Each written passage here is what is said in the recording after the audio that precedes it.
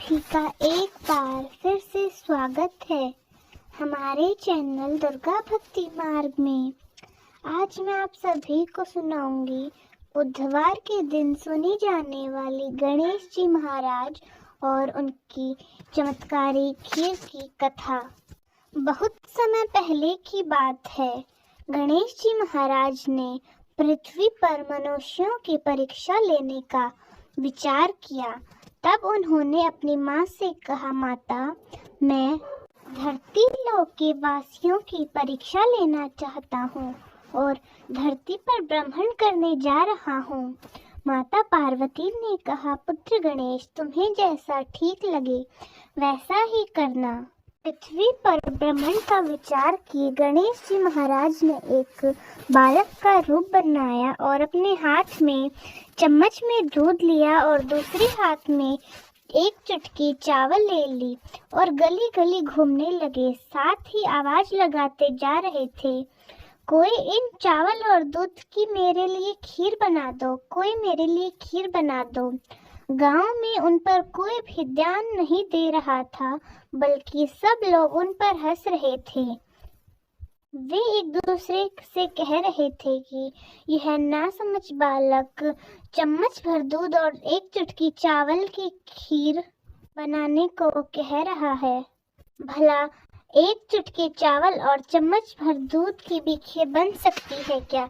ऐसे ही गणेश जी एक गांव से दूसरे गांव, दूसरे गांव से तीसरे गांव घूमते रहे, लेकिन कोई भी उनकी खीर बनाने को तैयार नहीं था।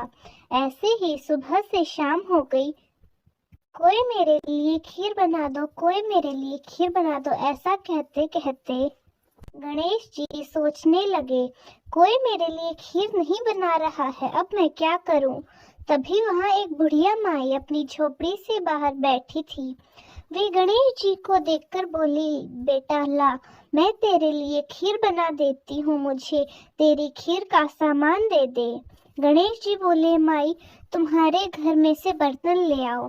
बुढ़िया माई दो छोटी छोटी कटोरियां ले आई, लेकिन गणेश जी महाराज बोले, तुम्हारे घर का जो सबसे बड़ा बर्तन है वह खीर बनाने के लिए ले आओ। बूढ़ी माँ ने सोचा, बच्चे का मन रखने के लिए सबसे बड़ा बर्तन ले आती हूँ। बुढ़िया माई घर का सबसे बड़ा बर्तन लेकर बाहर आ गई। गणेश जी ने चम्मच से दूध और चुटकी से चावल डालना शुरू कर दिया। तब बुढ़िया माई के आश्चर्य की कोई सीमा न रही।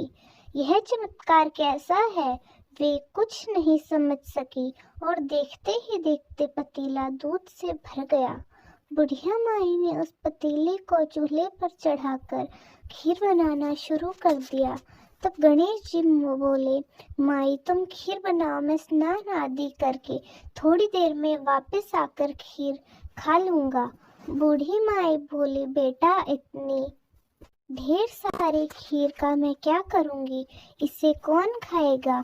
तब बालक गणेश बोले, माई, तुम सारे गांव को खीर खाने का न्योता दे दो। बुढ़िया माई बोली, ठीक है, मैं पूरे गांव को कह देती हूँ।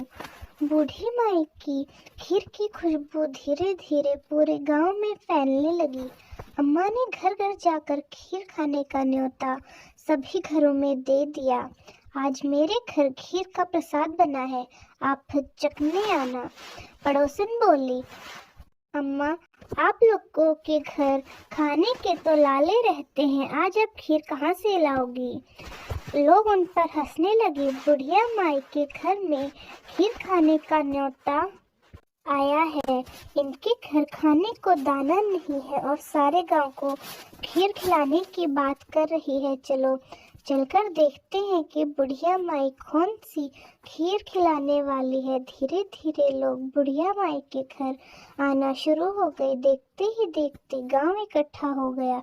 जब बूढ़ी माई की बहू को इस दावत की बात पता चली तो वह रसोई में पहुंची और खीर से भरा पतीला देखकर उसके मुंह में पानी आ गया और वह सोचने लगी, इस पतीले की खीर सारे गांव में बट गई तो मेरे लिए कुछ भी नहीं बचेगा। ऐसा सोचकर बुढ़िया माई की बहू ने एक कटोरी में खीर निकाली और दरवाजे के पीछे बैठकर खाने की तैयारी करने लगी।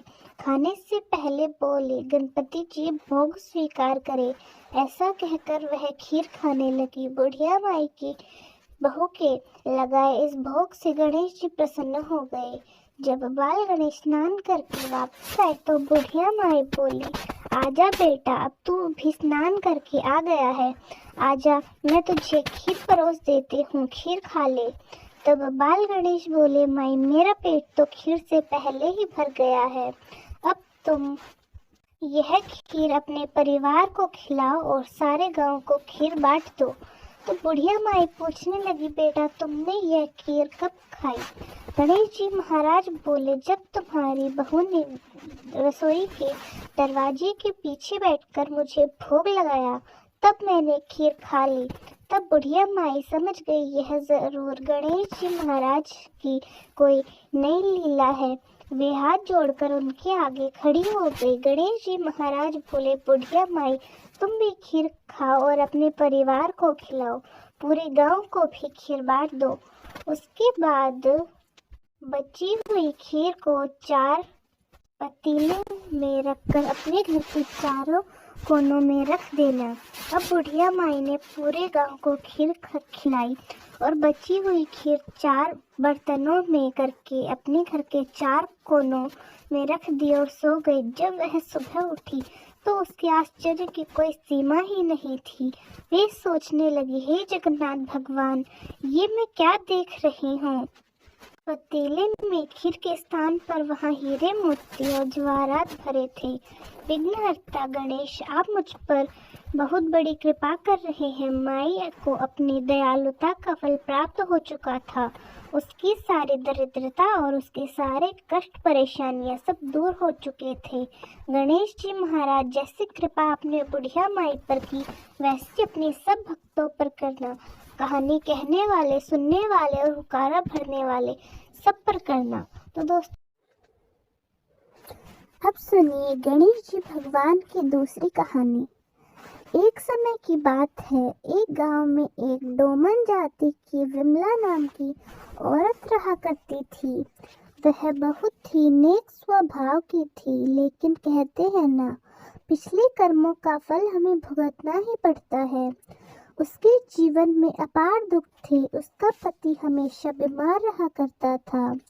उसके 4 बच्चे थे। सभी की जिम्मेदारी विमला के कंधों पर ही थी। बेचारी विमला बांस की टोकरी बना बना कर बेचा करती थी। कभी उसका चूल्हा जलता तो कभी भूखे पेट पानी पीकर ही सोना पड़ता था।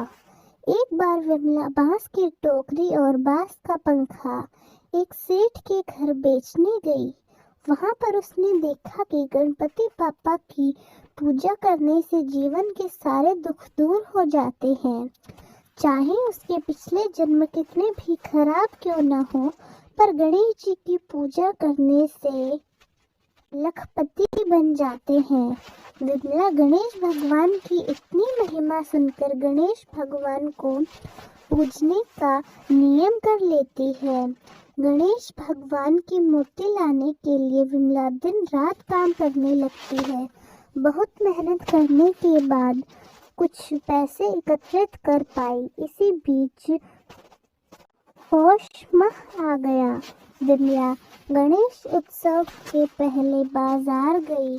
गणेश जी की मूर्ति लेने के लिए उसे देखकर दुकानदार कहने लगे, तू अछूत है, हम तुम्हें गणेश बाबा की मूर्ति कैसे दें? उस बाजार में मूर्ति की 3 दुकानें थी। विमला एक के बाद एक दुकान पर गई और तीनों दुकानदारों ने उसे दूर खड़े रहने के लिए कहा और गणेश जी की मूर्ति भी नहीं दी। इस तरह विमला गणेश भगवान को याद करती और रोती हुई अपने घर वापस आ गई।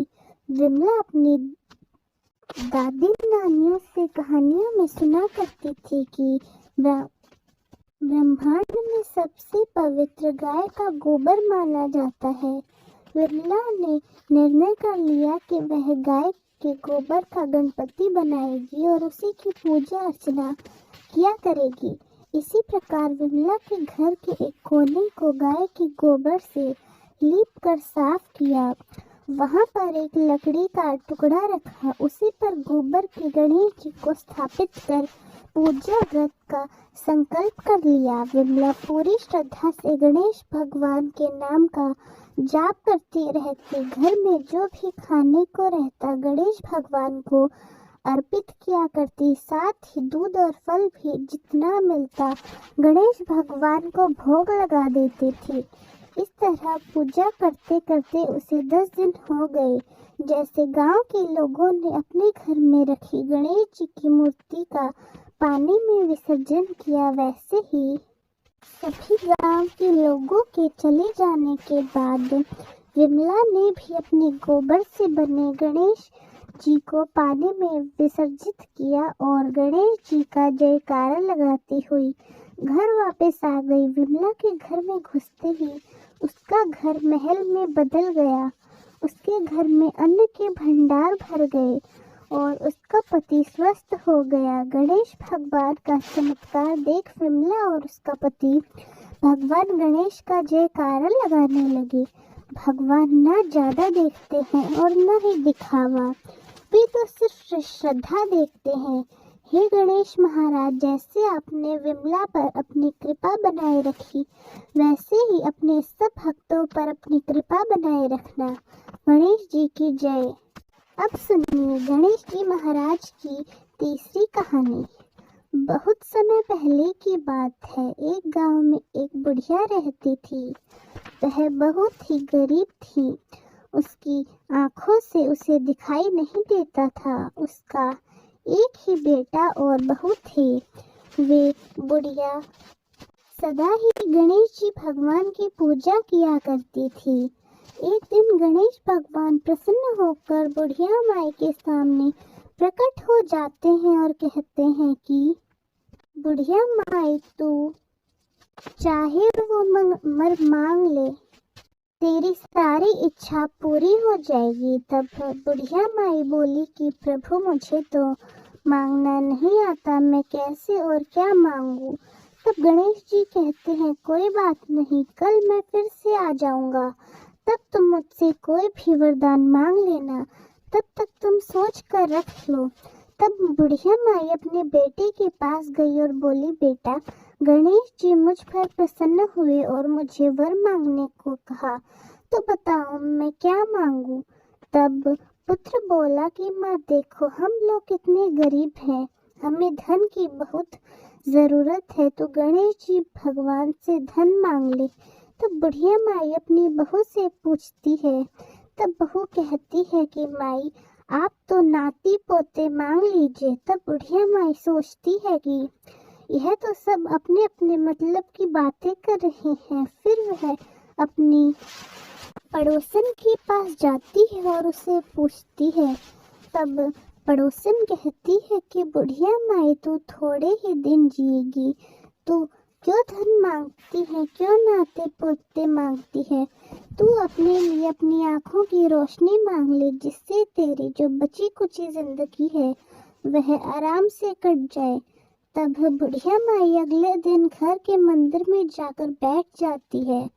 तब तक गणेश भगवान प्रकट होते हैं। गणेश जी कहते हैं, बुढ़िया माई बताओ तुम्हें क्या चाहिए, जो तुम्हें चाहिए वह मांग लो। तब बुढ़िया माई कहती है कि भगवान, यदि आप मुझे पसंद है तो आप मुझे ना करोड़ की माया दे, निरोगी काया दे, अमर सुहाग दे, आंखों की रोशनी दे, नाती पोते दे और परिवार का सुख दे, अंत में मोक्ष की प्राप्ति दे। यह सुनकर भगवान बोले कि बुढ़िया माई, तूने तो हमको ठग ही लिया, फिर भी तुमने जो मांगा है वह। इतना कहकर गणेश जी महाराज अंतर ध्यान हो गए। बुढ़िया माई ने गणेश जी महाराज से जो कुछ भी मांगा था वह सब उसे मिल गया। हे गणेश जी महाराज, जैसे आपने बुढ़िया माई पर अपनी कृपा रखी, वैसे अपने सब भक्तों पर करना। कहानी कहने वाले, सुनने वाले और हुकारा भरने वाले सभी की मनोकामनाएं पूर्ण करना। तो दोस्तों, कैसी लगी आपको हमारी आज की कहानी? कमेंट्स में ज़रूर बताएं। धन्यवाद। बुधवार के दिन सुनी जाने वाली गणेश जी की कहानी। बहुत समय पहले की बात है। किसी गांव में एक सेठ रहा करता था। वह गणेश जी का अनन्य भक्त था। गणेश भगवान की भक्ति उसे उसके पिता से विरासत में मिली थी। वह हर रोज प्रभु को भोग लगाता, गणेश भगवान की आरती करता, उसके बाद ही स्वयं भोजन किया करता था। गणेश भगवान की उसके ऊपर विशेष कृपा थी। उसके घर में किसी भी चीज की कमी नहीं थी। केवल उसकी पत्नी को छोड़कर उसे भगवान की पूजा करना बिल्कुल भी पसंद नहीं था। वह रोज सुबह सवेरे चिल्लाती और एक ही बात कहती थी, क्या शोर मचा रखा है? रोज रोज घंटी और शंख बजाकर पूरा गांव इकट्ठा कर लेते हो। सेठ उससे बहुत समझाता, पर वह कहाँ मानने वाली थी। एक दिन सेठ को किसी काम से बाहर जाना पड़ा। उसने अपनी पत्नी से बड़े प्रेम भाव से कहा, शांति, मुझे कुछ दिनों के लिए बाहर जाना है। इतना काम कर देना कि गणेश जी भगवान को भोग लगा देना, नहीं तो प्रभु भूखे ही रह जाएंगे। शांति ने अनमने मन से बात को सुना। जब सेठ चला गया तो उसे एक उल्टी चाल सूझी। उसने सोचा, यदि गणेश जी बाहर फेंक आऊं तो रोज रोज की आरती, पूजा, भोग और शंख की आवाज की झंझट ही खत्म हो जाएगी। उसने घर के पीछे जाकर एक गड्ढा खोदा, उसमें गणेश भगवान की मूर्ति को दबा दिया और घर में वापस आ गई। सेठ जब घर वापस आया, उसने मंदिर में गणेश जी भगवान को नहीं देखा तो वह भागा भागा शांति के पास गया और कहने लगा, शांति, मेरे प्रभु श्री गणेश कहाँ है? वह मंदिर में नहीं है। शांति अनजान बनकर बोली, मुझे तो नहीं पता, मैंने तो कल रात धूप आरती और भोग लगाकर पर्दा लगा दिया था। सेठ पागलों की तरह गणेश भगवान को पूरे घर में खोजता रहा। उसे मन ही मन में सोचता रहा कि यह काम शांति का ही हो सकता है। उसे ही मैंने पूजा पाठ की जिम्मेदारी दी थी और उसे ही मेरी पूजा पाठ करना पसंद नहीं है। उसने शांति से कहा, शांति, यदि मेरे प्रभु नहीं मिले तो मैं खाना पीना सब छोड़ दूंगा। शांति को लगा कि 1-2 दिन तक नाटक करेंगे, उसके बाद सब ठीक हो जाएगा। सेठ को रोते बिलखते देख 7 दिन हो गए। वे शांति से बोला, शांति, मुझे पता है तुम्हें ही मेरी पूजा करना पसंद नहीं था, इसलिए तुमने मेरी गणेश जी की प्रतिमा को कहीं छुपा दिया है। यदि तुमने मेरे गणेश जी को कहीं छुपाया है तो बता दो।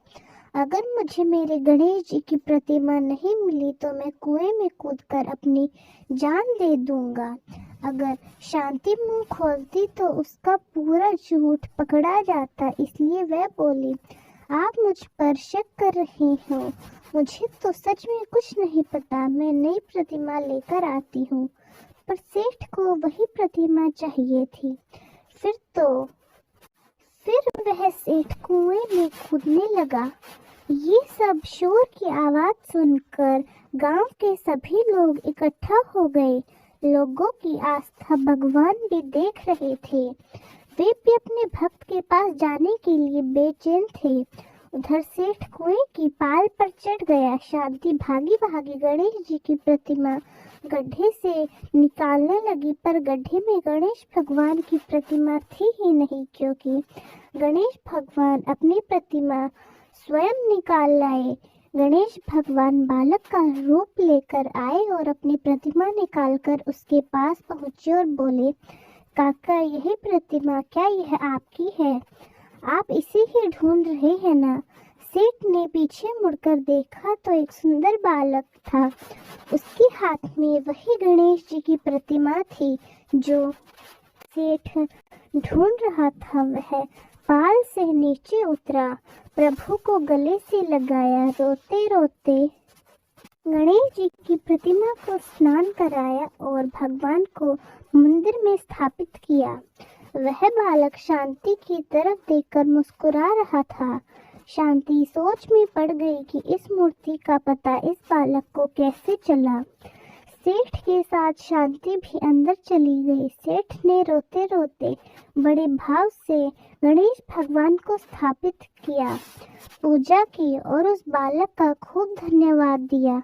बालक जो कि स्वयं भगवान ही थे, वह बोला, काका मुझे भोग लगाओगे नहीं क्या? सेठ भागा भागा गया और भोग लेकर आया। जैसे ही भोग लेकर आया तो उसने देखा कि वह बालक जा चुका था और तेज प्रकाश गणेश जी की प्रतिमा से उदित हो रहा था। शांति को अपनी भूल का पश्चाताप होने लगा। वह समझ गई कि स्वयं गणेश जी भगवान अपनी प्रतिमा स्वयं स्थापित होने के लिए लाए थे, मुझे दर्शन देने आए थे। दोनों भाव विभोर हो गए। उस रात भगवान ने उसे दर्शन दिया और कहा, मेरे साथ साथ शुभ लाभ, सिद्धि रिद्धि और सुख वैभव और लक्ष्मी जी सदा तुम्हारे घर में वास करेंगे। तुम सदा दुखियों की सेवा करना। इस प्रकार से सेठ की भक्ति अमर हो गई। तो दोस्तों, कैसी लगी आपको हमारी आज की कहानी?